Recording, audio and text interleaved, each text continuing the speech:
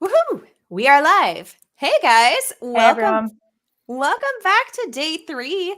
Super excited to have you. And there, y'all are showing up from all over. And no, I'm not from the South, but I say y'all because my dad was actually born in the South. And so I have like these little localisms that come out.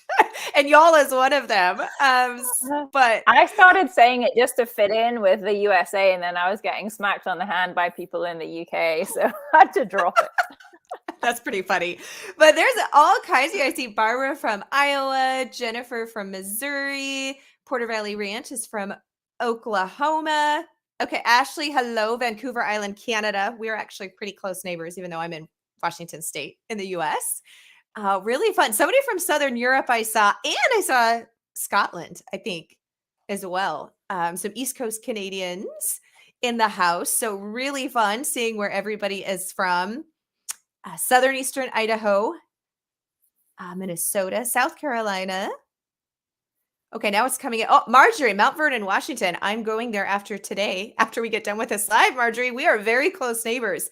Actually have to go to Conway Feed. So you may or may know that's one of my favorite local granaries. I got to go pick up some feed after this. So, hey guys, well, welcome. Who has had a chance to catch today's episode 3? Yeah, I love it. Let us know in the chat if you had a chance to watch that episode. We are going to be bringing on very shortly Stephanie, whom, if you watched it, then you got to see her and her family's story. And we're going to be talking about that. So, really excited. Just a couple of quick housekeeping while you guys are letting me know your favorite part of today's episode. If you're watching this and you're not seeing where people are commenting, you do need to be signed into Google because it's streaming through YouTube. And so if you're not signed into Google, then you won't actually see the comment place. And we're going to be doing some really awesome giveaways throughout today's live that you do have to be on here in person in order to win. And the way that you will enter that giveaway is by writing a specific comment. So if you're not seeing that comment thing, go back out and then come back in and make sure that you are logged into your Google account. Okay, let's see here. Sherry, you enjoyed episode 3 and our food is so important. Yes, really agree there. Who to say? Brianna, it made you hungry. Yes. I hear you. There's something about seeing people baking, and it doesn't matter if I've just ate or not. When you see, yeah, especially when it's bread. Peggy, it was good. So glad you enjoyed it. Harold, your favorite part was the sourdough bread. Yes. Alan, great episode. So glad you guys watched it and enjoyed it. Linda, you're interested in the idea that sourdough from einkorn might be okay for someone with autoimmune colitis. Yeah. Nancy, you haven't seen it yet, but you're interested. Yeah, it's a good, they're all good, but it's a good one, especially with any type of food or health issues. This was a really good episode. W, heading to the kitchen now to make sourdough while you watch this live. Well, that is a good way of combining both worlds. I love that. And we will be doing Q&As with Stephanie at the more towards the end of this. We have some questions we're going to ask her and do the giveaway. So if you have questions specifically for Stephanie in regards to baking and her methods and all of that, save those towards the end. When we're on the live Q&A part, you'll have a chance to ask her and she can give you some more direct input on that. Okay, we are going to go ahead and bring Stephanie on. Hey, Stephanie. Hello. How's everyone doing? Good. We're so glad that you could make it here with us today. Thanks for coming. Oh, I love it. So we have the first question. This is the question we've been asking everyone when they come on and had some really fun, different answers so far. And that is, what is something in 2023 that you're really excited about for you and your homestead? So for my homestead this year, I'm kind of ambitious this year. So I've had some goals that I wanted to do, and I am going to make 2023 be the year that it happens. One of them being a cookbook for my blog. And so I'm in the very beginning stages of it, but it's going to be kind of different because it's going to be regular recipes with gluten-free substitutions. So every recipe will just be a normal recipe, but it'll have a column with how you can make it gluten-free. So, and then have a strict gluten-free section with just like my flour blends and things like that. But that is my goal for 2023. I know I'm biting off a really big chunk but I think I can do it. I think you can do it. Yeah. Yeah, and I can imagine that is a well-needed, kind of cookbook, because cooking from scratch is one thing, but then learning to cook from scratch and making everything gluten-free, which is the whole journey that you've just been through, I would definitely be signing up for. Just give me the step-by-step. Yeah, definitely. Well, I love that you're doing both, because I've had periods where I've done some gut healing where I have been gluten-free, but I'm not always gluten-free, kind of depending on where I'm at with flare-ups and different things like that. But we have family and friends who are gluten-free. And so when they're coming over or you're preparing something for them or needing, like, it would be so nice to have like, okay, this is something that I normally make gluten, but I need to make a version of it for them. So I think that's fantastic. Really neat. Well, and that's exciting. When you look at cookbooks, usually it's one or the other. You never get them combined. And like you said, sometimes you need that and sometimes you don't. And so I've been asked multiple times over the course of a couple years, and I'm like, no, for now, everything's on the blog. And this year's going to be the year. Well, that's super exciting. We can't wait. And from the comments, yes, Heather says it sounds amazing. Gluten-free substitutions can be so hard. Madison is absolutely, I would love that cookbook idea. You're going to do great. Jennifer can't wait for the cookbook. So you've got a lot of supporters already for it. So that'll be exciting. And it's funny, I just was on deadline to my publisher actually on Monday for the book. So if you need any support, reach out, friend, on the writing part. Would be more than happy to help there. So yeah. Well, awesome. Here's what I love is all of our homesteaders have been sharing ambitious things. I think it's a trait of homesteading each day. So it's been really fun to hear all that. Yeah. So really exciting.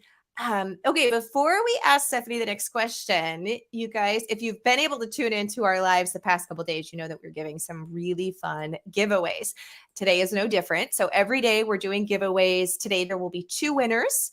And so Carrie's going to walk us through what is in the giveaway. It's a bundle of different products. Walk through what that is, and then we will tell you how to enter if after you see it, which I'm sure you will, but just in case somebody's like, nope, or if you won yesterday. So if you've already won, please don't enter again so we can make sure that we've got other people giving fair chance.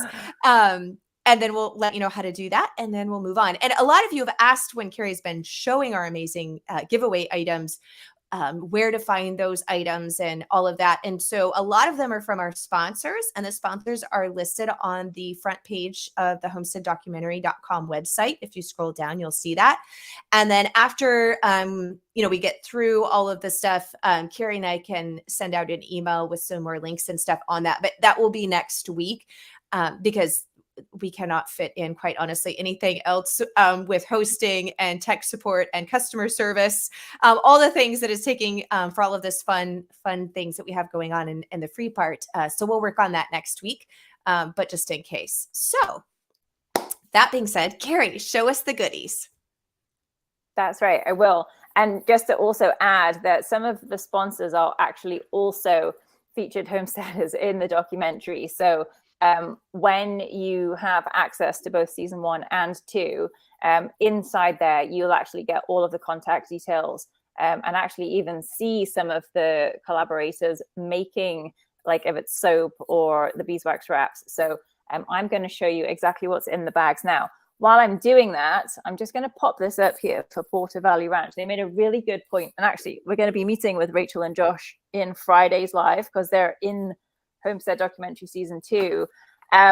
If you hit, while you're waiting for me to get this stuff out, hit the thumbs up on the video, because what that does is it tells YouTube that this content is for other people and it'll help us to get the word out there. So, okay, beeswax wraps are like the thing for replacing what am I trying to say? Cling wrap and plastic Tupperware and things. And I actually got mine out today. I have to brush the breadcrumbs off.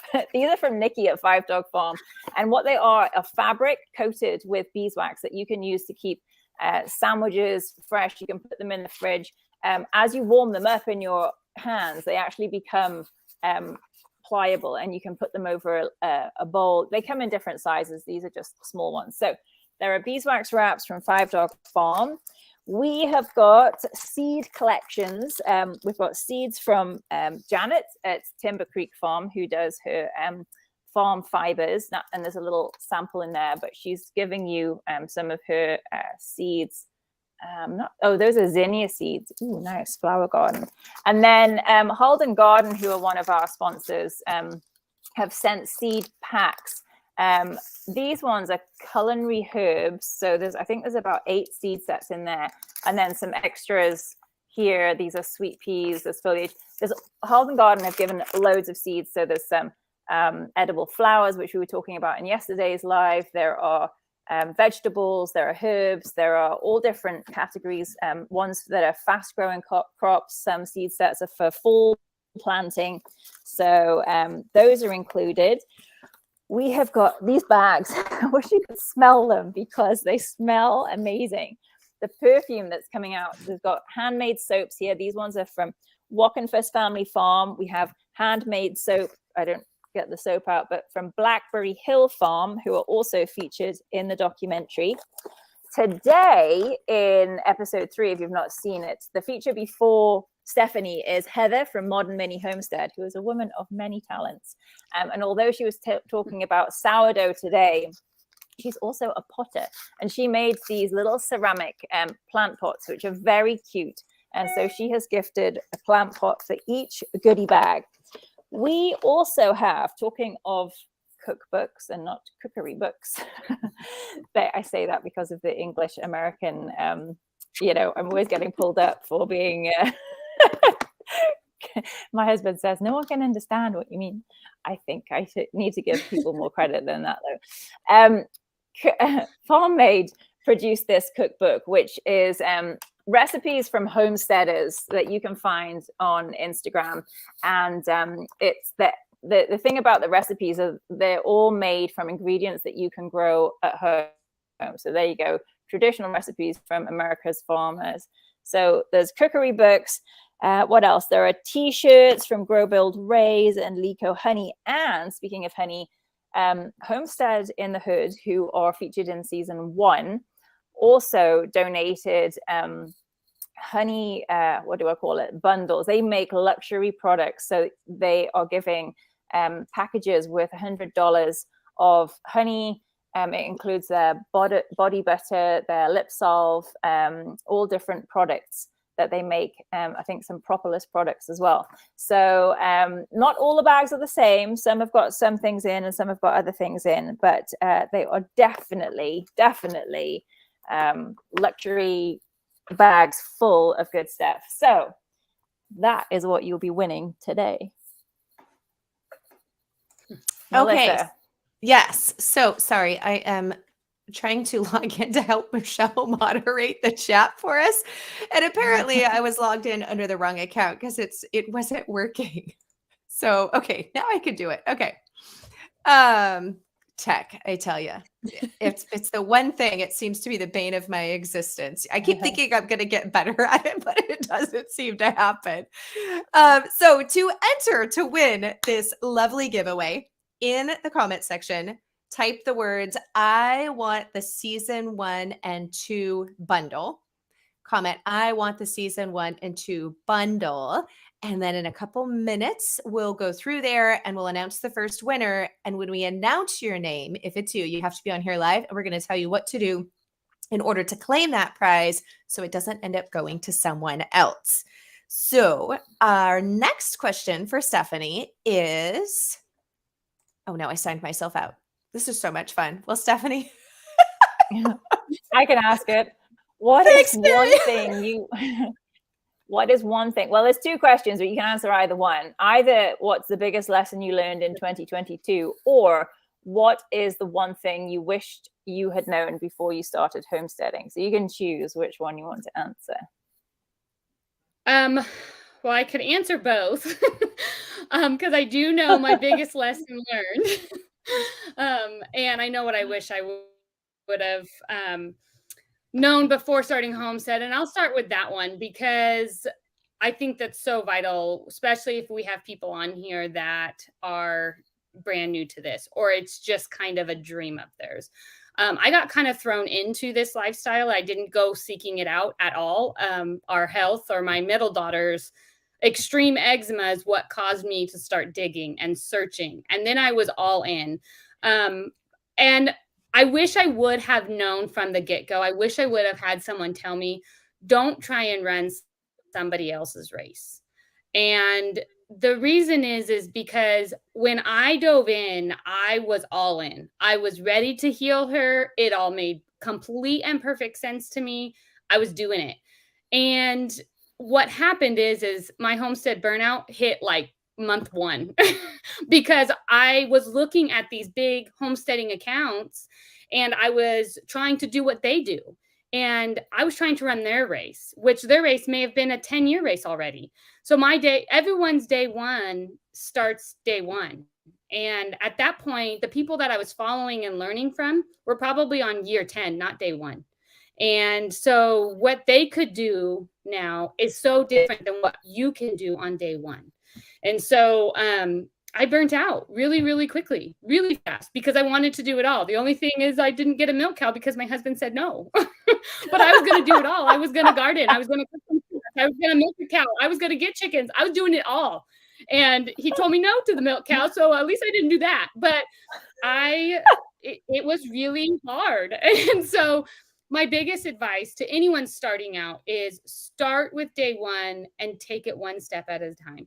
Don't look at these other homesteaders. Don't look at me or Melissa or Carrie or anyone else that you follow and try and run their race, because it's always going to be different.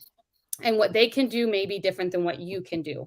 And you can do just as good. It just might be different. And so that would be my biggest advice for anyone just starting out, and what I wish I would have known before starting out. That is excellent advice. Yeah, phenomenal. And your husband was quite wise. I'm glad you listened to him in that instance. Not that you couldn't have done it, but telling me no. Yeah, starting out with a milk cow with everything else, that is a big undertaking. And I know folks that have done it, like you said, and my hat off to them. That's pretty, that is an ambitious thing. Each thing that you add just kind of has its own sort of like little bit of stress with it, because you're sort of learning and you're working out what works. So if you get all of the things all together, then you're just going to like multiply your stress areas rather than doing one thing, figuring out, how it works, what you need, and going through a full year of that almost, so that you can sort of go through the seasons with it. And the years do tick by because, I remember speaking to people who had been 7 years homesteading, and I thought, it's going to be ages until we get, hogs or the milk cow. But, we get closer to it. And I'm thinking, actually, I need to slow this down. I'm not quite sure I'm ready yet. Yeah, that was great advice. Okay, we've got our first winner. So Susan Cook, congratulations for winning the giveaway. And what we need you to do in order to make sure that you get it is in the next 5 minutes to email info@homesteaddocumentary.com. Send an email to info@homesteaddocumentary.com. Put in the subject line giveaway winner day 3. Giveaway winner day 3. And then we need your shipping address so that we can send it out to you. So we need that in the next 5 minutes. Otherwise, we will be giving your prize away to someone else. So hopefully you claim that in the next 5 minutes. And then in 5 minutes from now, we will announce who the next winner is. Okay. So while we're doing that, I know a couple of people asked and said that they wanted to ask Stephanie some advice on her specific process and with baking.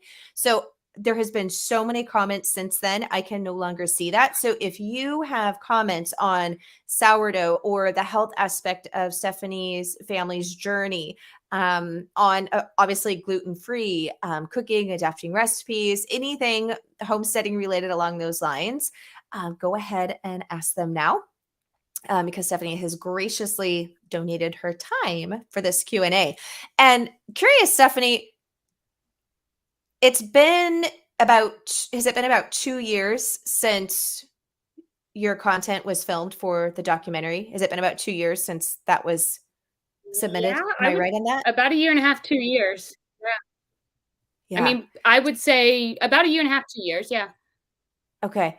In that time, I'm just curious because I know with my own health journey, like it's still a continual journey. Have you guys had any other things that have cropped up or new iterations or things that you've, are doing differently in that time frame? One, I'm trying to think if it's happened since I filmed, but one of the big things that we added into our diet probably about a year and a half ago is beef liver. And dehydrating it and adding that as a powdered form into a lot of different foods, and getting that in. And one thing I will say is just within our health journey, my kids and I and my husband, we're just not getting sick. And I can't stress that enough with so many people around me getting strep this year, RSV, and all of these things, and we just haven't. And I know that has so much to do with food and it's less about what you're removing. I know that I'm big on, I'm known for gluten-free because we have celiac. And so I don't necessarily recommend removing a whole food group if unless you have a allergy or a health issue for that. But it's so much more about what you're putting into your food and adding that beef liver, adding certain ingredients, or just switching certain ingredients out to a better, healthier choice really strengthens that deep immune system. And I think that's where people miss. It's not something that you're just going to heal tomorrow. Okay, I'm going to make this lifestyle change and tomorrow or the next week or even the next month, I'm going to be healed. It doesn't work like that. As you know, it's been about 5 or 6 years since I've been on this journey. And every winter we almost get healthier. And it's because the deep immune system is building and it's growing on top of each other. And so, when you first get started that first winter, you're probably still going to catch the common cold or you're going to get some sicknesses. But then the next winter, if you stick with it, you're going to get less and then less. And now it's almost non-existent for us. Now someone sneezes right in our face, we're probably going to get it. But it's such a building effect. And I think that's what people miss. It is truly a lifestyle change and a journey and not a fix right at the beginning. Yeah, right. That's really good. And I love good. what you say about that deep healing, because the way that I like to think about, there are actually over 300 different additives and preservatives in food that are there to make food look better, taste better, have a longer shelf life, smell better, have a better texture, like how it feels. There are lots of chemicals, synthetic chemicals in food for all kinds of different reasons, unfortunately driven by marketing accounts, really. And a lot of them are slow poisons, really. I know it's strong language, but when you just take a little bit over a long period of time, it really starts to cause problems. And a lot of that, as Melissa said in the episode, 70% of our immunity comes from the gut. And so if you are sort of slowly destroying the gut lining, you can sort of see how putting the two things together, if you reverse that, changing what you eat, then, your body's designed to heal itself and it will start doing just that. So it's great. Yeah. What you say about that sort of deep healing, we can't see it, but just because we can't see it doesn't mean it's not true. Absolutely.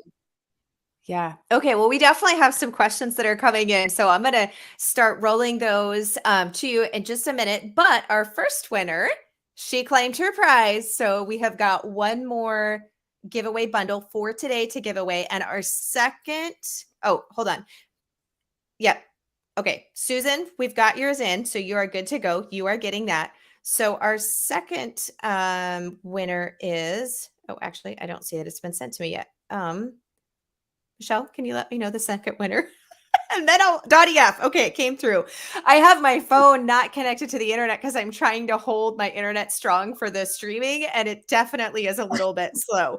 So .ef, if you are still on here, same thing. Email info@homesteaddocumentary.com with the subject line in there, day 3 winner, and then your shipping address in the contents of the email there, so we can send you the prize. And congratulations. And now we are going to be diving into our Q&A time with Stephanie. A lot of great questions. The first one was from Brianna, and it says, tips and tricks for gluten-free sourdough. So actually on my blog, I do have a whole information on how to start a gluten-free sourdough starter from scratch, day 1, all the way to day 5 to 7, depending on how active, warm, all of the things for your house. And then also a sourdough bread. This has taken me, it's sad to admit, but at least 3 years, I think, to get a good sourdough bread. Now, I'm very picky.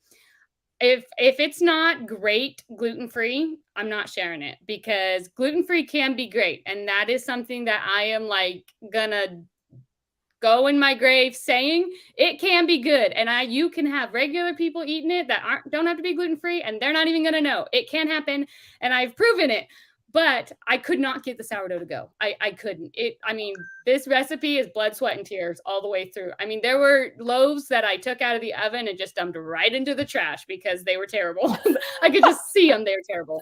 And to make it good, for me, it has to be good in taste and it has to be good in texture, both, because sometimes you can get a good taste, but if the texture is not right, then it's not a good product to me. And so I even had people, my friends that don't have to eat gluten-free, I'm like, hey, try my bread before I shared it. I'm like, try this bread, make sure. So my biggest tip is less is more. So I was trying to get way too complicated with my flour blend. I was trying to add so many different gluten-free blends, thinking it would correct it.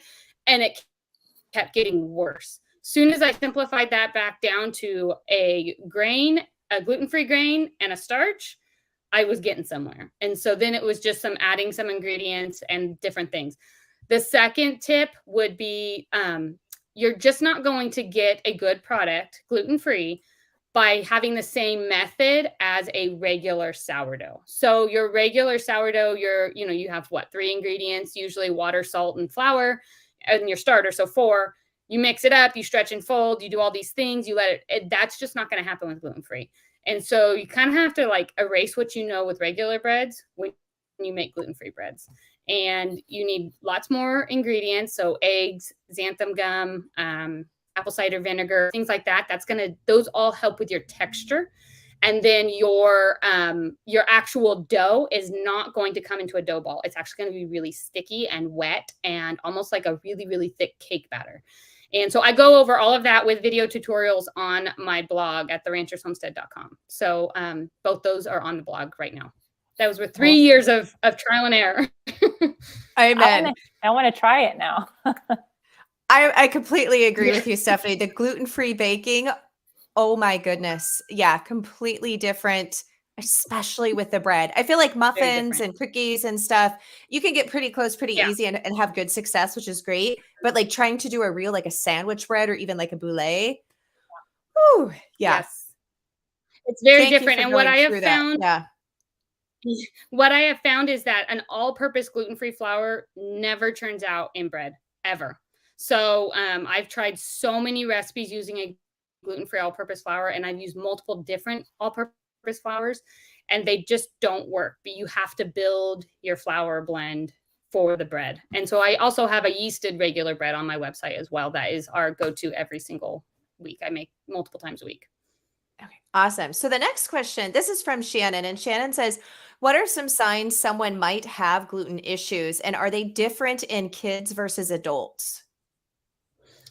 So for gluten issues, it would definitely depend on if you're talking celiac or gluten intolerance. So celiac comes with there's 2 different, if you've watched the episode, you'll see there's 2 different, they're very different.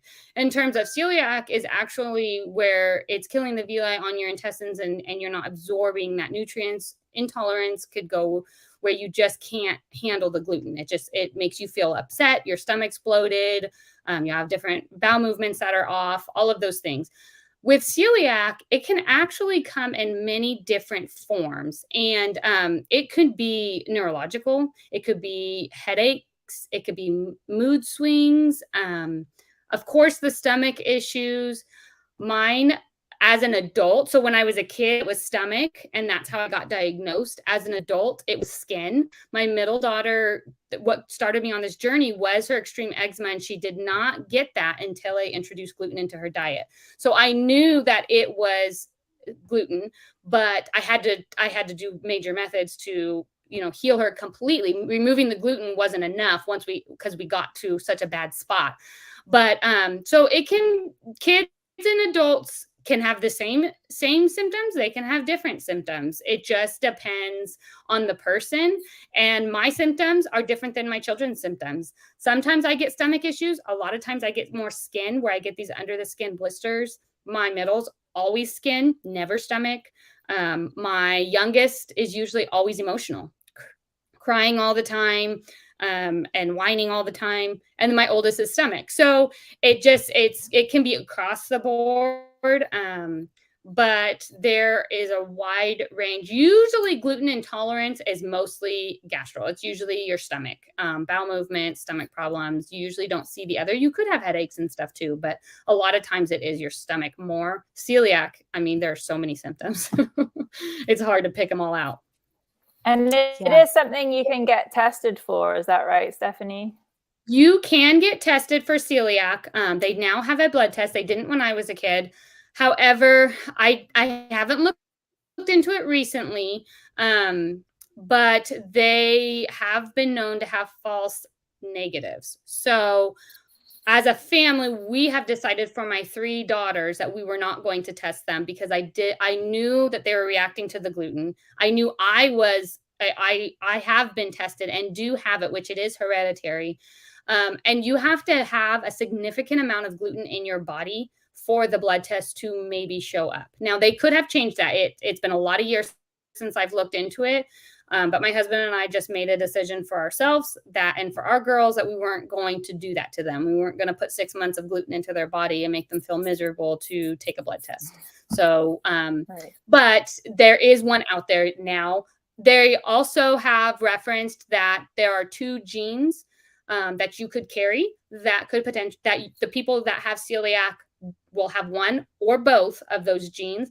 I did do that on 23andMe. I did the genetic testing, and I do carry one of the genes. So along with my blood test positive, I also have that. I know I have the gene, which likely my children have it too. So that's another option of knowing. It doesn't necessarily mean you have celiac, but anyone that has celiac does carry one of those 2 genes. Yeah, thanks, Stephanie. John wants to know if you have tried chickpea flour. I have not, but you're not the first person to ask me to try it. And I actually have been really getting into freshly milled grains, and including freshly milled gluten-free grains. So there's so much power in a freshly milled grain. And that's kind of filtering around right now in the community for wheat and wheat berries. But there is also so much power in gluten-free grains like rice and chickpea and all of that. And so I do have some whole chickpeas, dried chickpeas I got on Azure Standard last order, I think.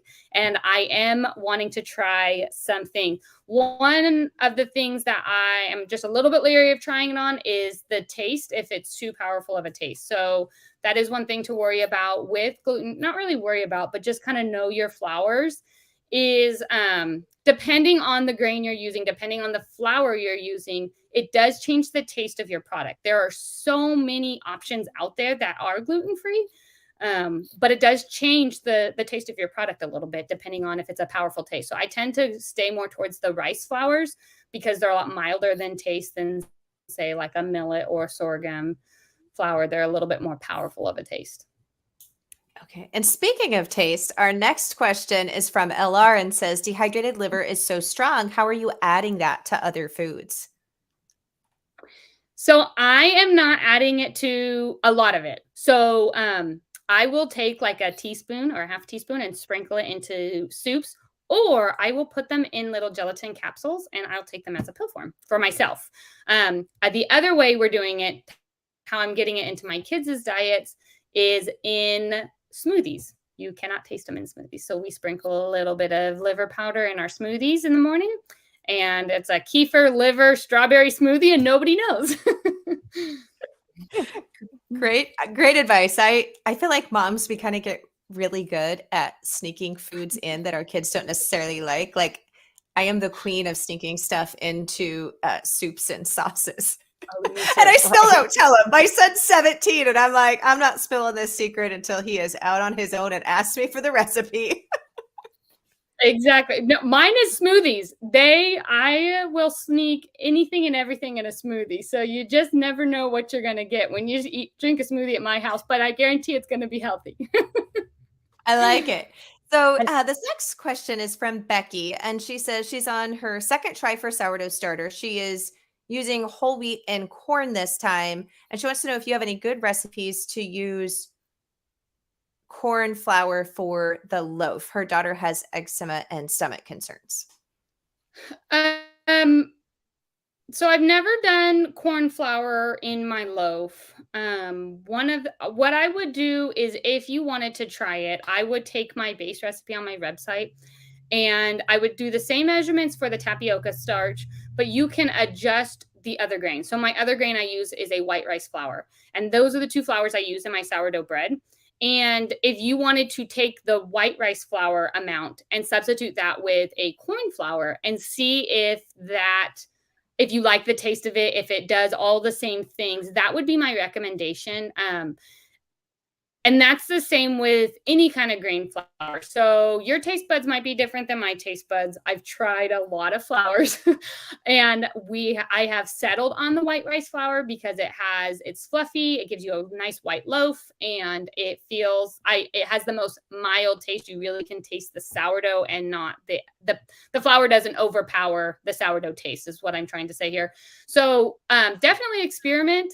I recommend anybody experimenting with the different flours and seeing what your taste buds like. And that's even with my yeasted bread. I go back and forth between brown rice flour and white rice flour, but I've also used them and they taste fine. We just prefer those. So you might like that stronger taste. And so definitely give that a try. Yeah, really good. Okay. Dottie has not emailed in to claim the prize, and it's been well over 5 minutes. So we are going to pick another winner. So I am really hoping that Lee Stauffer, Ligh is how Lee's first name is spelled. And I don't know how to pronounce the last name. Staufferl, I believe. So Lee, if you are on here, please claim your prize by emailing info@homesteaddocumentary.com. Put day 3 winner in the subject line and then your shipping address so we can send you out all of those awesome goodies. Okay, we are going to go for a few more minutes so that we make sure and give Lee enough time to claim that prize and answer some more of your questions. Next up, I see from Shannon is, are all the ancient grains gluten-free? And is einkorn an ancient grain? Because someone was also asking about einkorn working for you. That was Linda a bit further up. So maybe those two questions could get answered together. Yeah, so not all ancient grains are gluten-free. Einkorn is not gluten-free. However, it has less, I think it's chromosomes in it. And so correct. With that, it a lot of times makes it easier for gluten intolerant people to be able to handle it. So if you use a sourdough starter that is used with einkorn flour, and a lot of times even freshly milled einkorn, a lot of gluten intolerant people can handle it. I've even read a few, they're very far and few between, but a few studies that some celiacs can handle it. I do have a goal to try it with the girls and I and see how that works for us as celiacs. It's probably not something we would do every single week, multiple times a week, but maybe enjoy a loaf of einkorn floured sourdough bread along with our gluten-free breads as well, and kind of go back and forth between the two. But no, not all ancient grains are gluten-free. So you do definitely want to make sure you're getting a gluten-free grain like rice and potatoes, cassava, millet, sorghum. Those are all gluten-free. But there are some like kamut and einkorn are not gluten-free, but a lot of times, especially freshly milled, people with gluten intolerance can handle those ancient grains. Yeah. My understanding is einkorn has the least amount of chromosomes, and then you hit like spelt and kamut, and they actually are hybrids, ancient still, of einkorn. And so I believe they have double the chromosomes, but it's still way, way less than what our modern hybridized wheat does. Yes. And it's also a different type of gluten. So not only are the chromosomes themselves less, but the gluten is a different type. But like Stephanie said, yes, it definitely is still a gluten. So celiac versus gluten sensitivities can sometimes be the factor there. But, and I'm so glad you bring up fresh milled flour, because that is just like, that's so good for my heart, fresh milled. And that leads right into our next question. Actually, a lot of people, I love it. Shannon's like, I love fresh. I know all the fresh milled flour people are like, unite. We're going to spread the love, spread the word. And Sonia asks, where is the best place to order milled grains? So the best place I have found to get my gluten-free flours is on Azure Standard. Now, price point wise, I get this question all the time, but Azure Standard's so expensive. For me, there's a lot of factors that you need to look into when you're looking at a price. And this is what I do is, where can you buy it in bulk? For me, I can't buy the flours that I get at Costco or other bulk food stores. I could get them on Amazon possibly, but I need to look at convenience, and because that is time for me and money as well. So even though it may be a little bit more, I'm not going to 50 different stops to pick up all my gluten-free items. I'm able to get them all at one spot. And really, I can't find a better price for my gluten-free flours than Azure Standard to get in bulk. Sometimes I can pick them up at some local Mennonite stores and things close to me, but that's always hit and miss. So I always look, and if they're there, I'll grab them. But if not, then I go always back to Azure Standard, and that's where I get all of my gluten-free flours to keep stocked up here in my house, because I always have gluten-free flours in large buckets or Mylar bags or something. I never want to run out of them. So I get them all there. Awesome. And I don't know what it's like for the different grains that you've mentioned, Stephanie, but I find that when I grind wheat berries, then it produces more. So like if I'm buying a 50-pound bag of wheat berries, that's not 50 pounds of flour. It's actually 100 pounds, because I'll get 2 cups of flour for every 1 cup of grains that I mill. So is it the same with your other grains? Right. Yes. So you will get more flour out of your freshly milled grains. So if you're milling them yourself at home, that is something to consider there, that you will get more flour out of your grains as well. But if you want, so I buy my whole, so when I can buy sorghum, whole sorghum grains on Azure Standard, or I can buy sorghum flour. So you can go both ways. So if you're not at the point where you want to freshly mill, they have both options there too. So. Okay. Awesome. And I am a fellow Azure Standard lover of their products. Really, really good, great, phenomenal company that has, like you said, they have options of stuff that I'm unable to find at our local stores or a lot of places, and they have the bulk or smaller. So yeah, really can't speak highly enough of Azure Standard. So love that you have found them to be good too. Okay. So believe it or not, nobody has still claimed that second prize bundle. So I tell you what, there is reason to stay on. So we're going to try this again. And I really hope you're on here, Becky. Don't let me down, Becky. So Becky Sager, S-A-G-E-R, Becky Sager, please email info@homesteaddocumentary.com, subject line, day 3 winner, and your shipping address. So come on, Becky. Really great prices there. So I feel like I'm on like a game show where you're like an essay, like, come on down. Anyways, so Becky, send us an email. Would love to get those prizes to you. And we're going to give Stephanie just a few more questions to give Becky time to email in. Thank you so much for hanging out with us, Stephanie, and answering the question. So next one, Y'all are trying my name pronunciations. Chick-A Ishikawa. And she says, I'm assuming she, so my apologies if I'm wrong there. I have a quinoa starter that I've been using, but the texture is not quite right. I'm wondering if you can combine einkorn flour with the quinoa starter for bread. Have you ever tried that combination? So I have never tried that specifically.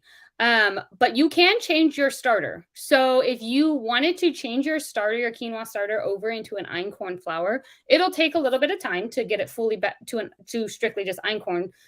But you can start feeding it that and discarding and feeding and discarding, and it'll switch to einkorn if that is a goal that you have, is to switch to that because your quinoa texture doesn't seem right. I will say this, quinoa is a gluten-free grain. And gluten-free starters versus a regular wheat starter are going to be very different in texture and look.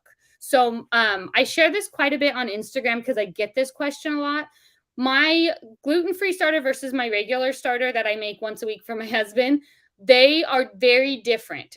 My gluten-free starter will have lots and lots and lots of air pockets in it, but it really doesn't rise that much. And so a lot of times people are looking for their gluten-free starter to give a big jump, to rise. It's going to almost look grainy in the texture as well. But I promise you that all goes away in the bread.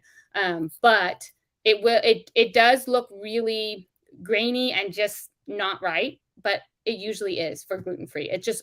You just have to erase everything you've ever learned on regular bread making to plug in gluten-free bread making.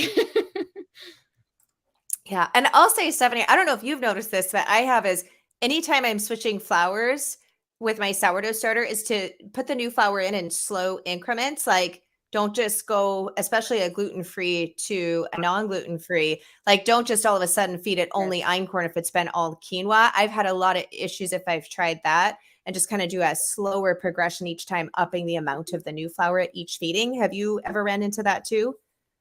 Yes, for sure. You kind of want to baby it a little bit. You don't want to shock it. And that definitely, yeah, you want to do a small increment until you can slowly get to where you want it to be and what flour you want to be using. Yeah. Okay, great. Let's see. I know we have a couple more and I'm checking. Becky, you need to email me. Let's see here. Okay, or we may end up just doing 3 giveaways tomorrow. Oh, Becky, you're here. Okay, Becky, I see your comment. Okay, thank you, Becky. Thank you. I'll wait for your email. I see you're here. It might just be taking it a second to come through. So, okay, thanks, Becky. So we'll go ahead and do just a couple more questions. Someone was asking where to get, here we go, a good source for a mill. I was suggesting Mock Mill. They have an attachment that can go on your KitchenAid, but I know you girls have got mills. So what is your recommendations?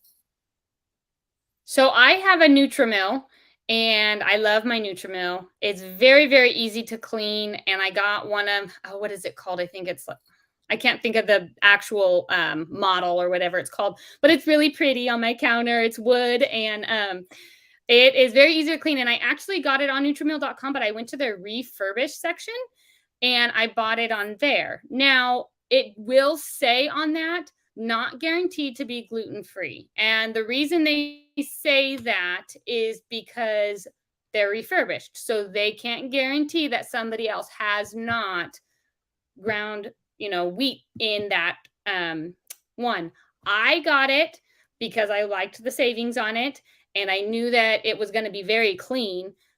I've never had a problem at all with it. But just know that for yourself, that if you are sensitive to things, or if you're not even going to use it for yourself and you're gluten-free, but you're using it for somebody else, then you don't have to worry about this. But just know if you are gluten-free and you're getting one to do gluten-free grains, if you get a refurbished one on Nutrimill, it usually says that. And that's why it says that. Is that Nutra with an TRA or TRI? Nutri or Nutra? TRI, yeah. Okay, I'm just putting it in the comments. NUTRI, yes. Yeah, and I've had a Wonder Mill. I've tried a lot of different grain mills over the years, and I have to say, I have the Mock Mill, the standalone Mock Mill, and I love that thing. What I like about it is at least of all the other, I've not tried a Nutrimill. But of all the other mills I've had, they usually have like 3, maybe 4 settings that allow you to adjust your grind. So you can go finer, more coarse, etc. Whereas the mock mill, I can set it. There's a ton of different settings and you like actually manually do it. So you can really fine tune depending upon what you're baking, what you're grinding, etc. I can really get the exact setting that I want. And it allows me to go a lot finer if that's what I'm after than any other one that I have personally tried. So, but it's the stand mill. It's not the one that attaches to your KitchenAid. And I will say, if you're planning on doing a large amount of grinding flour, like you're like, I'm not just going to do this every now and then, but like you're really serious about it and you do a lot of baking and cooking from scratch, which is going to require you to grind fresh flour. You're doing large volume. The ones that attach to your KitchenAid, they can burn out your motor, or you can't just do it. Like you need to let it cool down and then do another section. Every 10 minutes.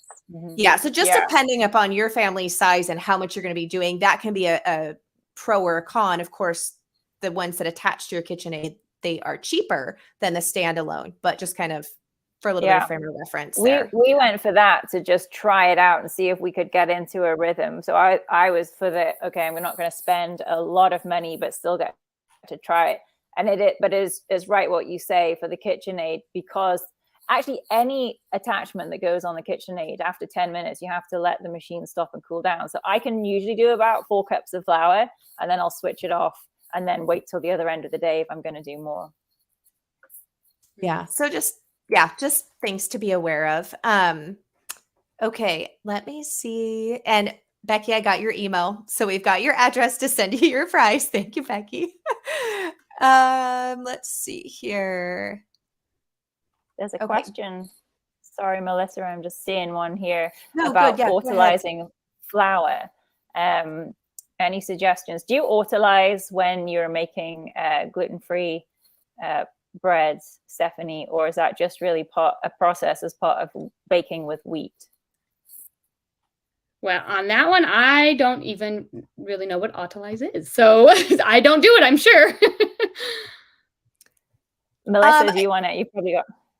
Yeah, that it's where you don't add your salt into your sourdough starter in the beginning for like a 30-minute period, with a thought that the salt could maybe slightly retard the rising factor or negatively inhibit the bacteria feeding, which is what causes your rise in sourdough. I have tried it both ways personally. With the wheat, I've not with the gluten-free.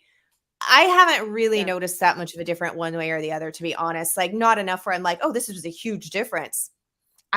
So I don't usually do it, especially if I'm like busy or pressed for time. Like I just haven't noticed a difference, to be honest. So for gluten-free, no, you do not need to do that. I throw all ingredients in all together. I guess one mix up with a stand mixer. Yeah. You're not having to soak the flour so much, right? Is that because you don't have the gluten causing a problem, so you're not having to soak the flour? Is that right? Yes, or like activating the gluten or any of that. You don't have any of that step, and that's why I tell people when you're trying to make a good gluten-free bread, you really have to just erase what you've learned with wheat, because it's just not the same, and it's not going to be the same.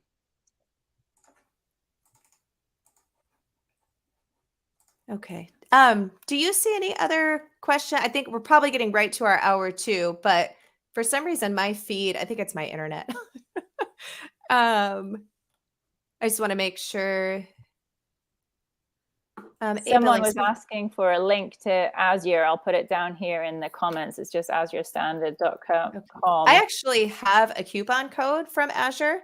If you use MKN10, if you're a first-time customer with a $50 minimum order, it will get you 10% off your order. Oh, nice. Wow, there you go. Bonus. I'll paste it in there. There you go.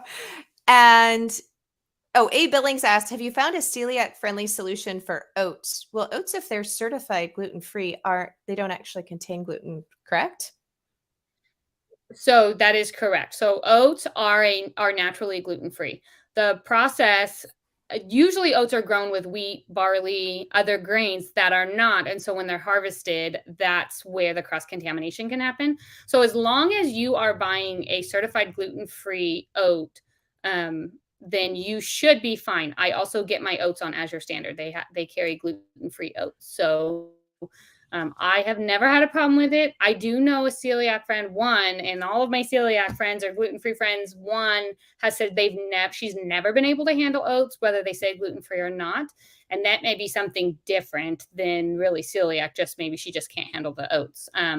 But as long as they say gluten-free, then you should be okay with oats. Okay, awesome. JMD, I do not believe Azure has drop zones outside the US yet at this point. I believe it's just the US. I don't think they have international yet, to my knowledge anyways. Yeah. So, okay. Well, guys, this has been really awesome. And I wanted to give you an update. I forgot on Monday, we told you that we had 15,000 people signed up for the free premiere of the Homestead documentary. And as of right before jumping on here, we are at 17,200 people signed up and watching the documentary. And our goal is to hit 20,000 by Friday. So if you are enjoying these episodes, if you are enjoying the lives every day, please do share homesteaddocumentary.com because people can still sign up to catch the free ones and all of the previous days. So if you're just joining us today, you might be one of those 2,000 people that have just found out about it since Monday. You can still watch episode 1, episode 2, today's episode 3, tomorrow and Friday will be 4 and 5. You can watch all of the episodes and the replays of these lives until this coming Monday, the 16th. So it's not too late to share, to get the word out, to get more people getting this information in their hands and inspired to bring this lifestyle into their lives and into their homes for all of the obvious reasons. And today was very much a health focus. So Stephanie, thank you for sharing your family's journey, what's been working for you, and all of that. We really appreciate your time. Thanks for having me. Yeah. So we will be back here same time tomorrow and Friday with more giveaways coming your way. And we're just so happy. And somebody asked if I was going to be speaking of other homestead events, this is so fun because it's virtual, which means any of us can attend, right? And it's free. So that is fabulous. But there is something very special about in-person learning too.